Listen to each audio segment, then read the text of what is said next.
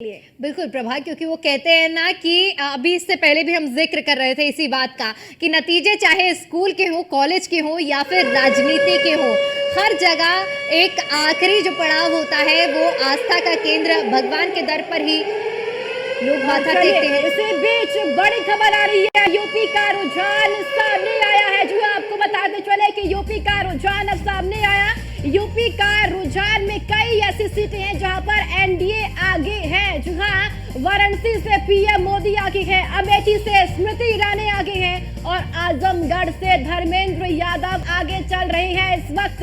तो यूपी की 6 सीटों पर फिलहाल एनडीए आगे है और वाराणसी का जिक्र करें तो पीएम मोदी आगे है। तो अमेठी में स्मृति ईरानी आगे चल रही है, तो आजमगढ़ में धर्मेंद्र यादव भी आगे चल रहे हैं। तो ये बेहद हॉट सीटें हैं उत्तर प्रदेश की, जहां पर अब रुझान आने भी शुरू हो गई है। वाराणसी लोकसभा सीट जहां अब जिसे कहा जाए कि वो राजनीति का केंद्र इस वक्त बनी हुई है, क्योंकि प्रधानमंत्री नरेंद्र मोदी तीसरी बार चुनावी मैदान में वाराणसी से ही है। और अमेठी स्मृति ईरानी आगे चल रही है, तीसरी बार चुनावी मैदान में है, क्योंकि 2014 में स्मृति ईरानी राहुल गांधी से हार चुकी थी, 2019 में जीती, लेकिन अब 2024 का ये रण है। कन्नौज लोकसभा सीट में अखिलेश यादव आगे चल रहे हैं और रायबरेली सीट से राहुल गांधी आगे निकलते हुए इस वक्त दिखाई दे रहे हैं। दीपिका, बिल्कुल, देखिए ये शुरुआती रुझान है और जिस तरह से अभी 158 सीटों पर शुरुआती रुझान आए हैं, जिनमें से 114 सीटों पर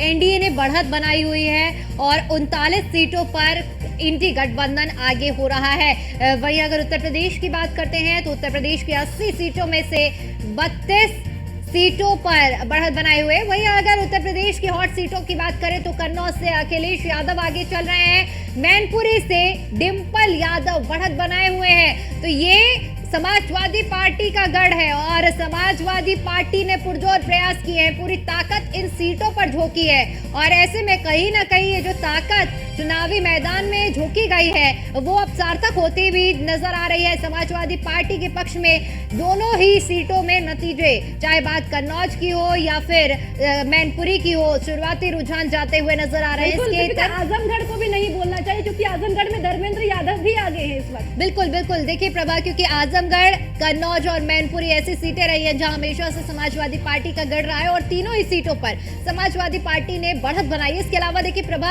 हम कांग्रेस के रायबरेली के गढ़ को, अभेद किले को भी नहीं यहां पर नकार सकते हैं। जिस तरह से कांग्रेस पूरी सीटों में आश्वस्त रही है रायबरेली को लेकर और बिना हिचक के वहां से राहुल गांधी ने अपना नामांकन दाखिल किया और अब देखिए साफ तौर पर वहां देखने को भी मिल रहा है कि राहुल गांधी आगे